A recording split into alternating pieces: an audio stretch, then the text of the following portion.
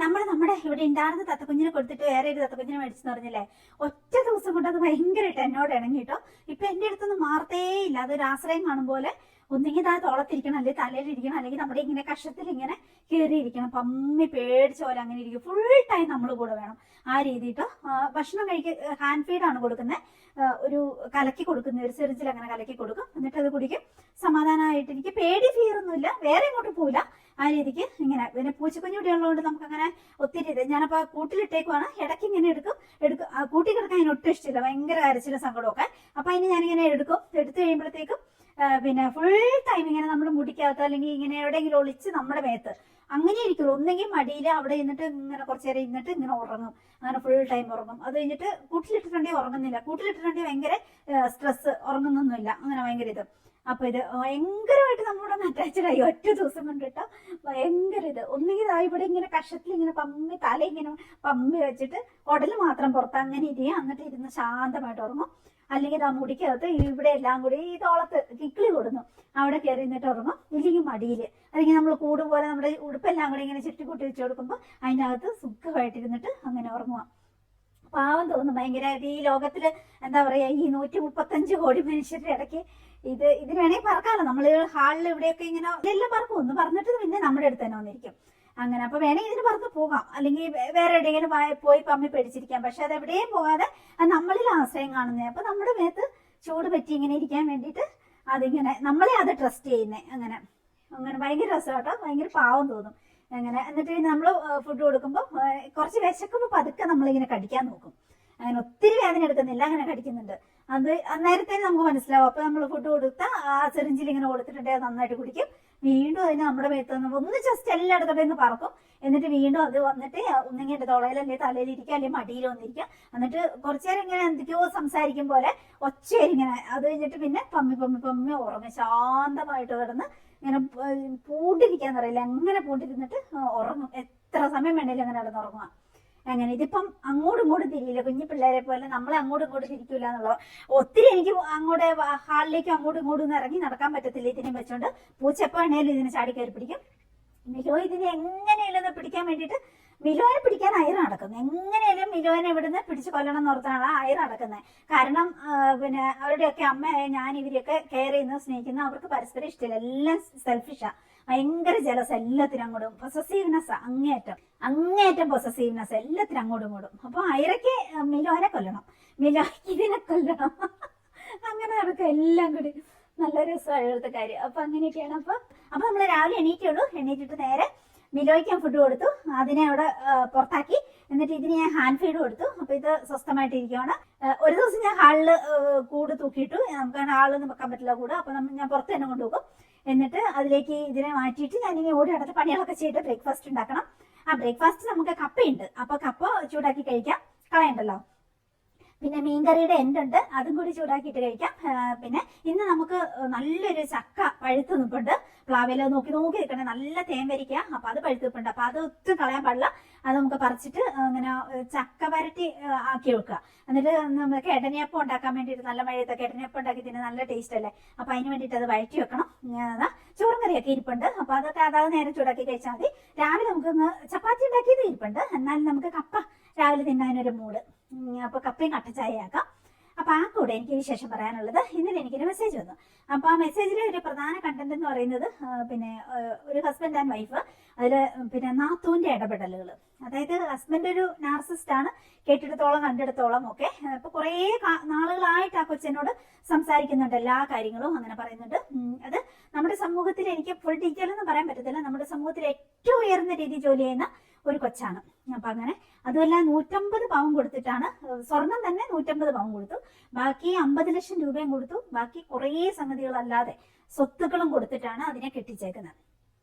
എന്നിട്ട് അതിന്റെ അനുഭവങ്ങളൊക്കെ കേട്ടിട്ടുണ്ടെങ്കിൽ നമുക്ക് പിന്നെ എന്താ പറയാ, നമുക്ക് വിശ്വസിക്കാൻ പറ്റത്തില്ല. ഇത്രയും എഡ്യൂക്കേറ്റഡ് ആയിട്ടുള്ള, ഇത്രയും മിടുക്കിയായിട്ടുള്ള അവരുടെയൊക്കെ ഒരു അനുഭവം കേൾക്കുമ്പോൾ ഇങ്ങനെ കുറേ പേരുണ്ട് നമ്മുടെ ഇടയ്ക്ക് ഇങ്ങനെ നാർസിസ്റ്റുകൾ. അപ്പൊ പുറമേ കാണുമ്പോൾ ആർക്കും അത് മനസ്സിലാകത്തില്ല ഇവര് നാർസിസ്റ്റ് ആണ് എന്നുള്ളത്. പ്രത്യേകിച്ച് പുരുഷന്മാരിലാണ് അത് ഏറ്റവും കൂടുതൽ നാർസിസം കൂടുതൽ. സ്ത്രീകളിലും ഉണ്ട് കേട്ടോ, ഇഷ്ടംപോലെ ഉണ്ട് നാർസിസ്റ്റ് ആയിട്ടുള്ള സ്ത്രീകൾ.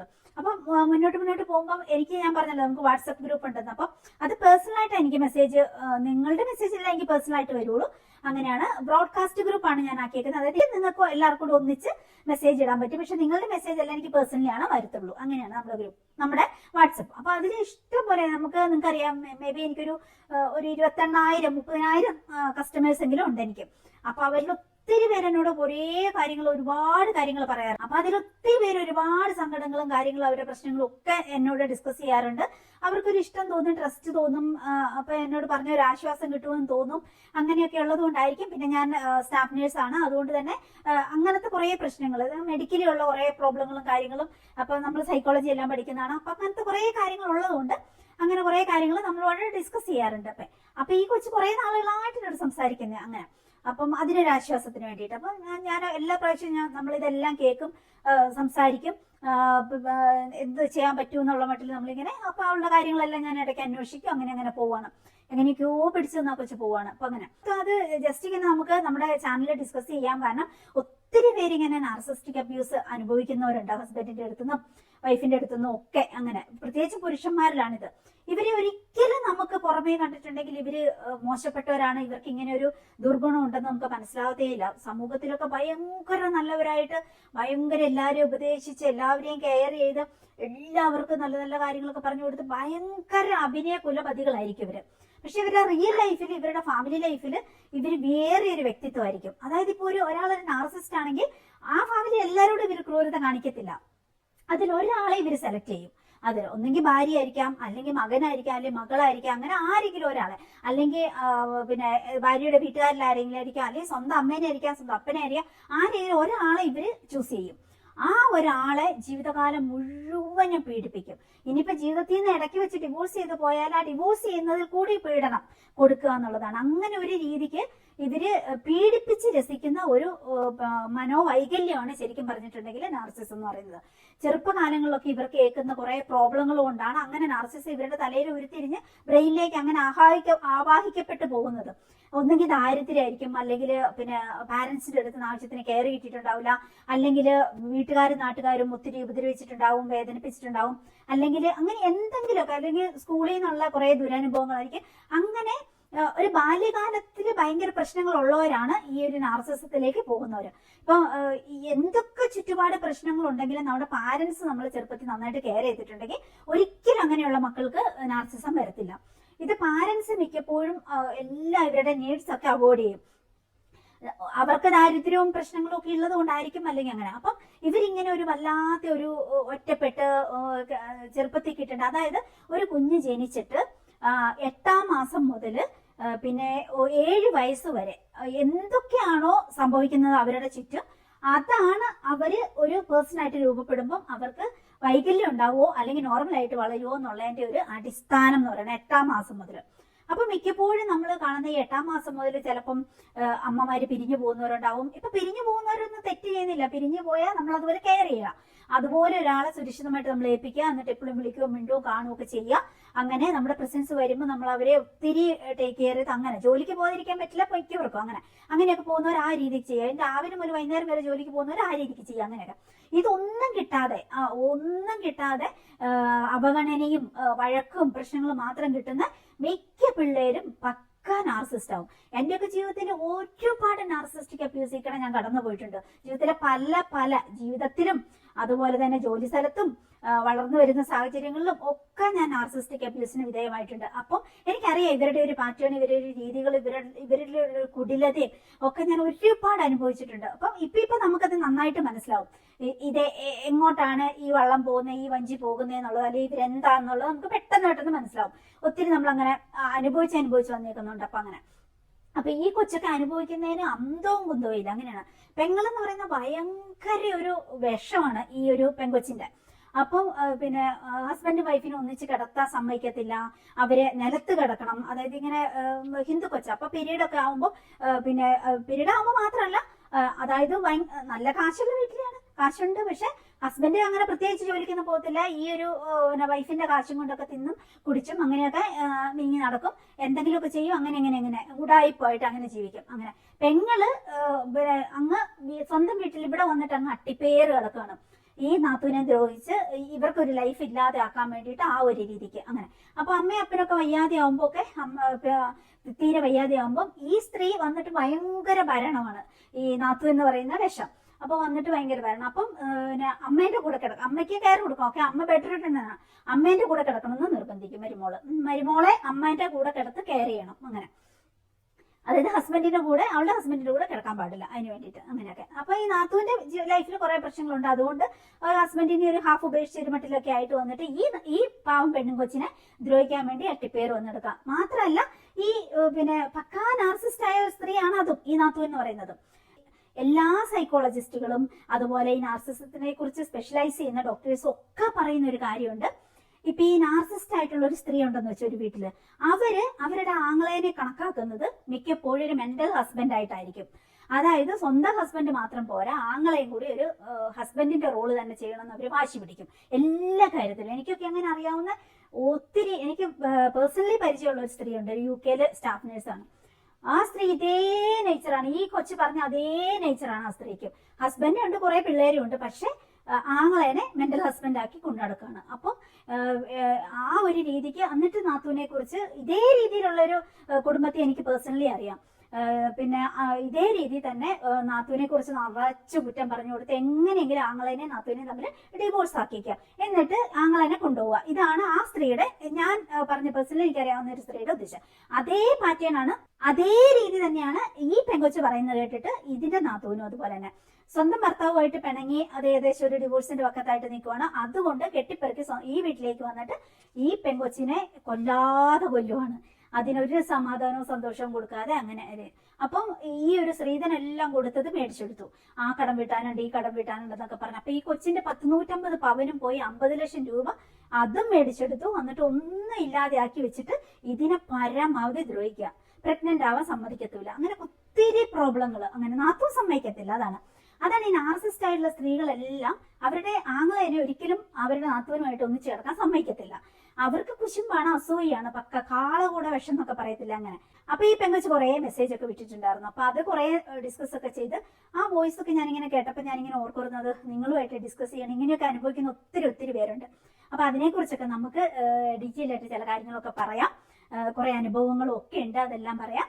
അപ്പൊ ആദ്യം നമുക്ക് ചായ വെക്കാം, ബ്ലാക്ക് ടീ വെക്കണം, നമ്മുടെ കപ്പ ചൂടാക്കണം, മീൻകറീനെ ബാക്കിയുണ്ട്, അതൊക്കെ ആയിട്ട് നമുക്ക് നല്ലൊരു ഇത് കഴിക്കാം. ആ കൂടെ വിശേഷങ്ങളൊക്കെ പറയുകയും ചെയ്യാം. അപ്പൊ ഈ പാവത്തിന് ഞാൻ എടുത്ത് ഇതിനെ ഇവിടെ വെക്കും, എന്റെ മുടിയിൽ ഇരിപ്പുണ്ടല്ലോ, ദേ ഇരിക്കുന്നുണ്ടോ, ഇങ്ങനെ ഇരിക്കും. ഇതിനെ ഞാനിപ്പോ എനിക്ക് കിക്കിള് കൊടുന്നു.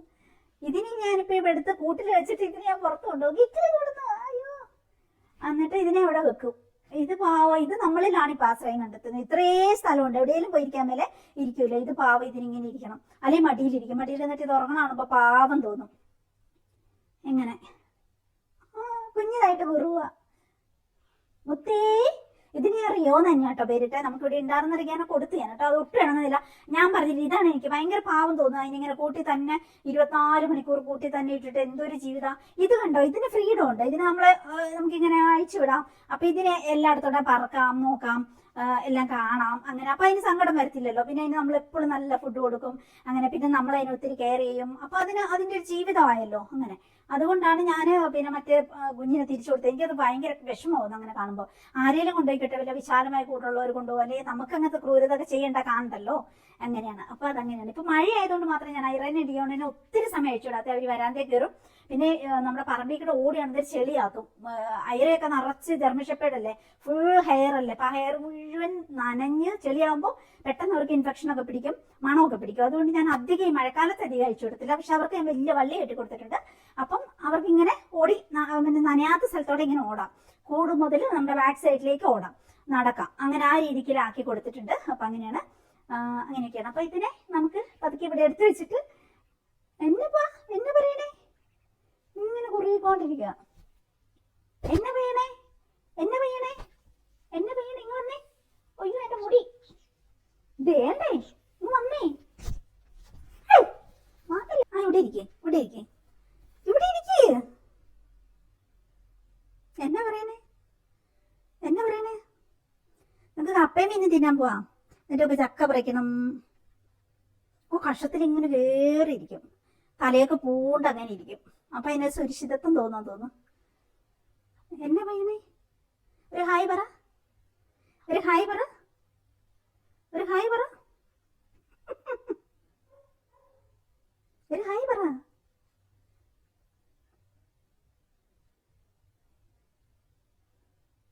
പാവല്ലേ ഒരു കുഞ്ഞു ജീവിയില്. എന്നാലും നമ്മൾ ട്രസ്റ്റ് ചെയ്യുന്ന നോക്ക്. കണ്ട അതിന് ഞൂണ്ട് ഞൂണ്ട് എവിടെ ഇരിക്കണം. അതിന്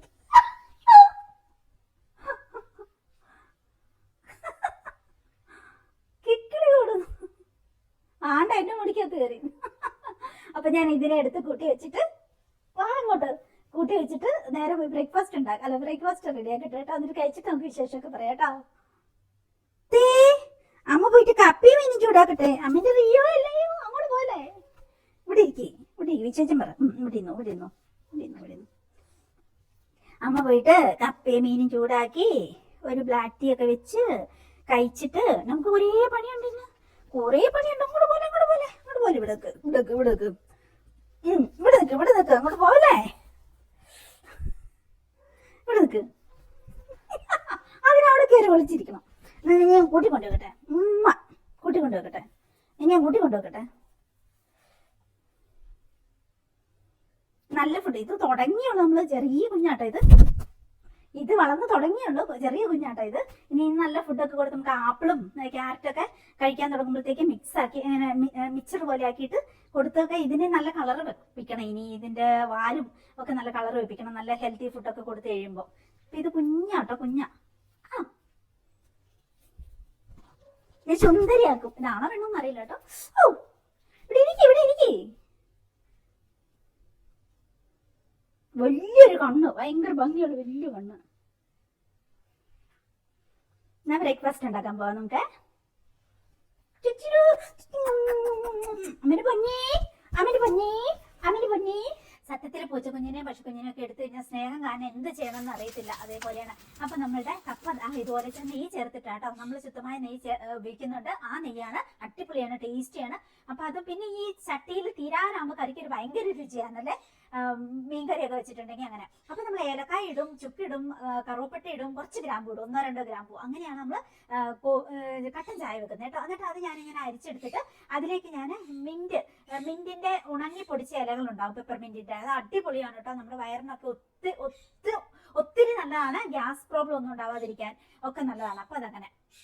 പിന്നെ അത് കഴിഞ്ഞിട്ട് നമ്മൾ നേരെ നല്ലൊരു പ്ലേറ്റിലേക്ക് എടുത്തിട്ട് നന്നായിട്ട് മീനും കൂട്ടി അതുപോലെ തന്നെ നമ്മുടെ ബ്ലാക്ക് ടീയും കൂട്ടി അടിപൊളിയായിട്ട്. ഇത് ഞാൻ ഇരിക്കൊന്നും വേണ്ട കേട്ടോ. ആ പെപ്പർമിന്റ് നമുക്ക് കഴിക്കാം. അത് തീരെ നൈസായിട്ടുള്ള പൊടിയാണ്. അത് ഓക്കെ. ആ വെള്ളത്തിൽ കുറച്ച് നേരം കഴിയുമ്പോൾ അങ്ങ് കുതിർന്നോളൂ. അപ്പൊ നമുക്ക് കഴിക്കുന്നുണ്ട് ഒരു കുഴപ്പമില്ല. തൊണ്ടയ്ക്ക് അങ്ങനെ വലിയ അരിയൊന്നും അല്ലല്ലോ. അങ്ങനെ എന്നിട്ട് നമുക്കിത് നല്ല ടേസ്റ്റി ആയിട്ടും കഴിക്കാം. ഇത് കണ്ട് ആവി വെറുക്കുന്ന ബ്ലാക്ക് ടീയും കപ്പയാകുമ്പോൾ നിങ്ങൾക്ക് തന്നെ തോന്നണല്ലേ, കഴിക്കണം തോന്നണല്ലേ. അങ്ങനെയാണ്. അതുകൊണ്ട് രാവിലെ ചില ദിവസങ്ങൾ അങ്ങനെ ഒരു മൂടാ. ഇന്ന് എനിക്ക് രാവിലെ കപ്പ കഴിക്കണം തോന്നി. അങ്ങനെ അതിന് കുറച്ച് കഴിയുമ്പോൾ ഞാൻ ഈ ബനാനയിൽ ഒരെണ്ണം പുഴുങ്ങത്തിന് ഒരെണ്ണം അവനെ നിർബന്ധിച്ച് തീറ്റിക്കും കേട്ടോ. പിന്നെ നമുക്ക് ഡോഗ്സിനൊക്കെയുള്ള ഇത് മുട്ട പുഴുങ്ങാൻ വെച്ചു.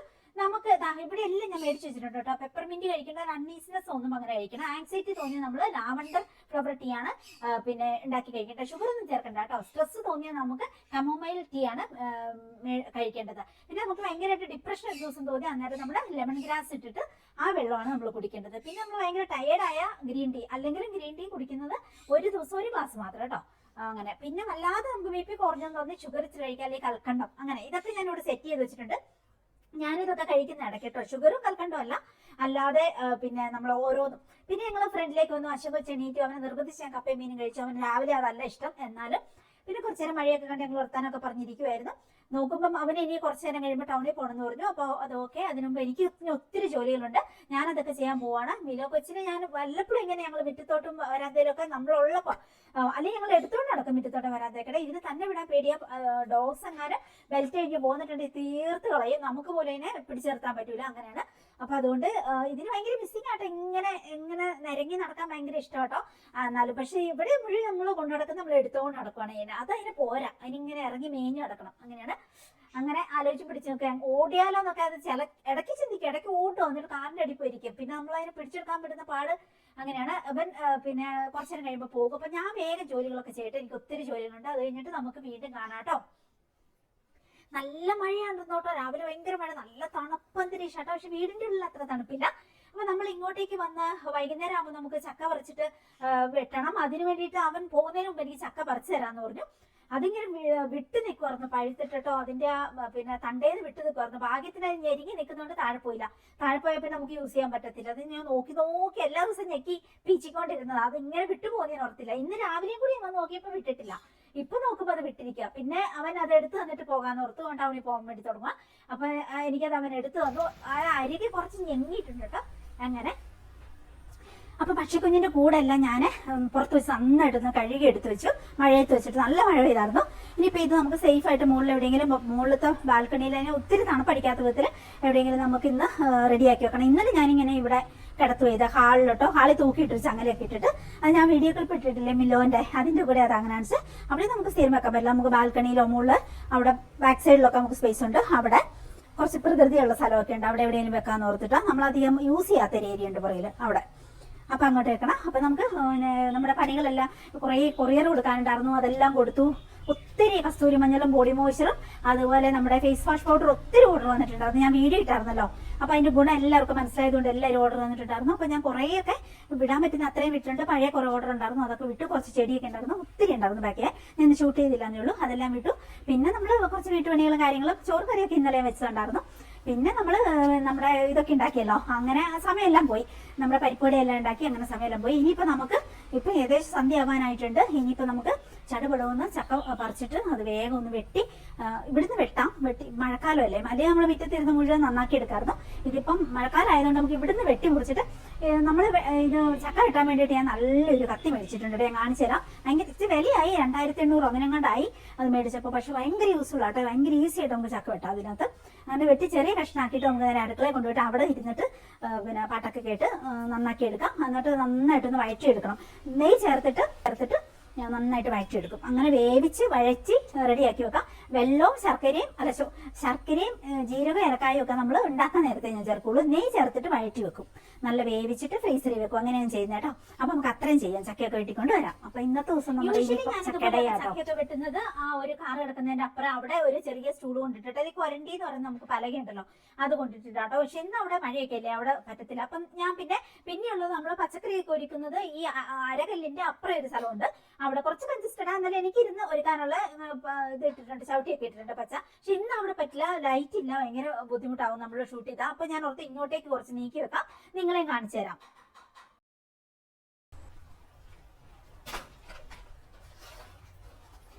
ഇതാണ് കേട്ടോ ഞാൻ പറഞ്ഞേ, ഇതൊരു കൊടുവാളാണ് കേട്ടോ, കൊടുവാളെന്നൊക്കെ പറയാം. ഇത് അത്രയ്ക്ക് മൂർച്ച, തൊട്ടാ നമ്മുടെ കൈ കീറി പൊളന്നു പോകും, അത്രയ്ക്ക് മൂർച്ചയുള്ള സാധനം. ഹാൻഡിൽ വിത്ത് കെയർ എന്നൊക്കെ പറയുന്നത് എക്സാക്ട്ലി ഇതിനാണ്. അത്രയ്ക്ക് മൂർച്ചയുള്ള സാധനം ഇത് കേട്ടോ. അപ്പം ഇത് വെച്ചിട്ടാണ് ഞാൻ ഇങ്ങനത്തെ ഈ ചക്കയൊക്കെ മുറിക്കുന്നത് കേട്ടോ. നല്ല എളുപ്പമാണ്, അല്ലെങ്കിൽ നമ്മൾ ഈ കത്തിയും കൊണ്ട് ഭയങ്കര പാടല്ലേ. അപ്പൊ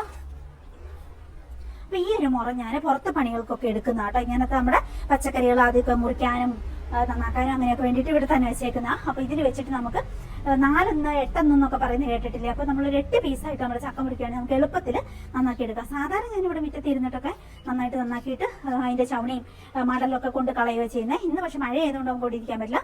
അപ്പൊ ഇവിടെ മൊത്തം ഇരുന്ന് ചെയ്യണം. നമുക്ക് ഇവിടെ നിന്ന് മുറിച്ചിട്ട് കിച്ചണിയും കൊണ്ടുപോയിട്ട് അവിടെ വെച്ച് നമുക്ക് ചെയ്യാവുന്നതേ ഉള്ളൂ. അങ്ങനെ ചെയ്യാം. അപ്പൊ ഞാനത് എടുത്തുകൊണ്ട് മുറിക്കട്ടെ. വലിയ ഈ കത്തി എന്ന് വെച്ചിട്ടുണ്ടെങ്കിൽ കൊല്ലന്മാര് ഇങ്ങനെ റെഡിയാക്കി തരുന്ന ഊട്ടിയെടുക്കാന്ന് പറയില്ല, അങ്ങനെ ആക്കി എടുക്കുന്ന കത്തിയാണ് കേട്ടോ. അതുകൊണ്ട് തന്നെ ഇതിന് ഭയങ്കര മൂർച്ചയാണ്. തൊട്ടാ അങ്ങ് ഇതായി പോകും, എന്താ പൊളന്നു പോകും, അതുപോലെയുള്ളതാണ്. അപ്പൊ അത് നമുക്ക് ഓരോന്നോരോന്ന് ഇങ്ങനെ നമുക്ക് ഒറ്റയ്ക്ക് ലേഡീസിന് തന്നെ ചെയ്യാവുന്നതേ ഉള്ളൂ. ചക്ക പിന്നെ ഭയങ്കര വലുപ്പമായതുകൊണ്ട് അവരൊന്നും എടുത്ത് വെച്ച് തന്നേ ഉള്ളൂ. വേണമെങ്കിൽ നമുക്ക് എടുത്ത് വെക്കാത്തേ ഉള്ളൂ.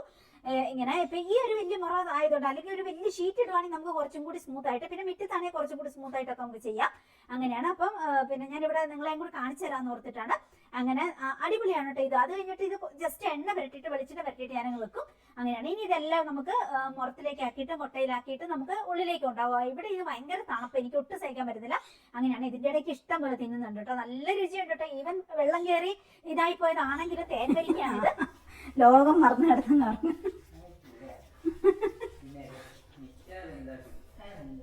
നിലയ്ക്ക് ഭയങ്കര ടീനേജ് പ്രോബ്ലം ഒക്കെ തുടങ്ങി. ഞാൻ സ്ത്രീ, എന്നെ ആവശ്യമില്ലാതെ തൊടരുത് അനാവശ്യമായിട്ട്.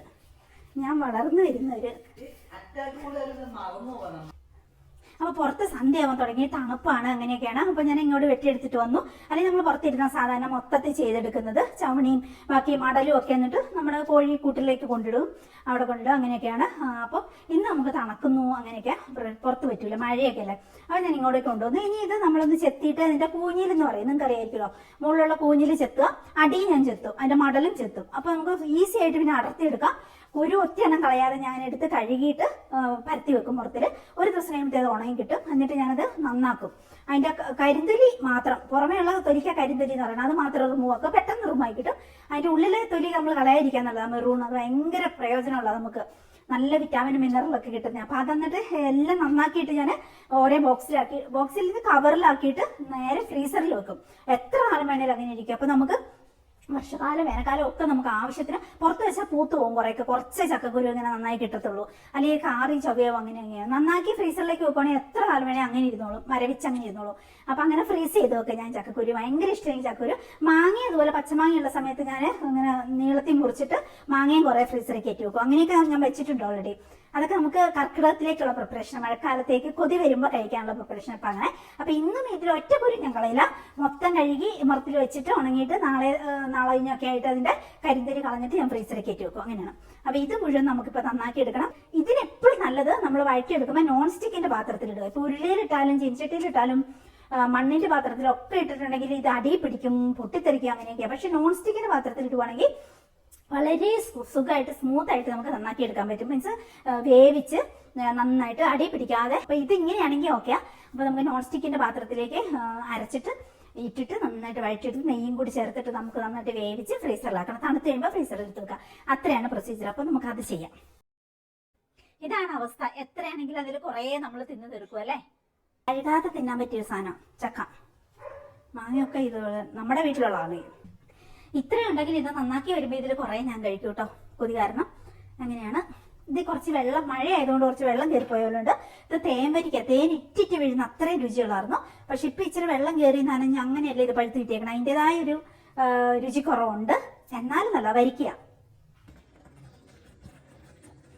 അപ്പൊ ഞാൻ മിക്സിയിൽ അരച്ചില്ല, അല്ലാതെ മുഴുവനായിട്ട് തന്നെ ഇട്ടു.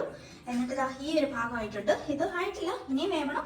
വെന്തിട്ട് കുറച്ച് കഴിയുമ്പോൾ കുറച്ച് ഗീയും കൂടി ചേർക്കും. ഞാൻ കുറച്ച് ഗീ ചേർത്തിട്ടുണ്ട്.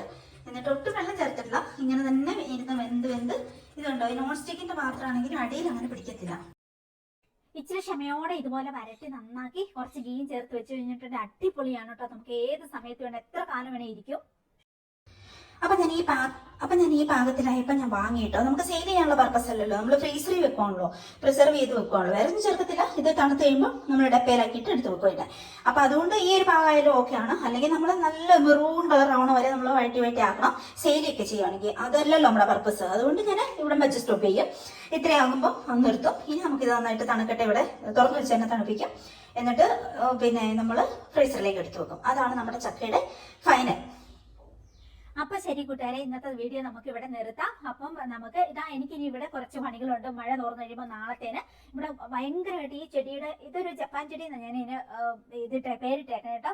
ഒരു ഡ്രാഗണിന്റെ ഒക്കെ ഒരു ലുക്കില്ലേ, ജപ്പാനിലൊക്കെ കാണുന്ന ആ ഒരു ലുക്ക്. അപ്പൊ ഞാൻ ഇതിന്റെ പേരിട്ടു ജപ്പാൻ ഫ്ലവർ എന്ന്. അപ്പൊ ഇതിന്റെ ഈ ഭാഗത്തൊക്കെ കുറേ ഇങ്ങനെ എന്താ പറയാ ചീരകളെല്ലാം കൂടി മറിഞ്ഞു കിടക്കും. അതെല്ലാം വെട്ടി ശരിയാക്കിയാൽ ഇതിന്റെ ഉള്ളിലേക്ക് മുഴുവനും കുറേ പൂക്കൾ ഇതുപോലെ ഇതിന്റെ പൂവാൻ തോന്നുന്നു. ഇതിന്റെ വാഴ പോലെ ഒരു ചെടിയാണിത്, വിരിഞ്ഞിപ്പുണ്ട്. അപ്പൊ ഈ ഭാഗമൊക്കെ നാളെ എനിക്ക് ക്ലിയർ ആക്കണം. നാളെ കുറെ പണികൾ ഞാൻ പ്ലാൻ ഇട്ടിട്ടുണ്ട്.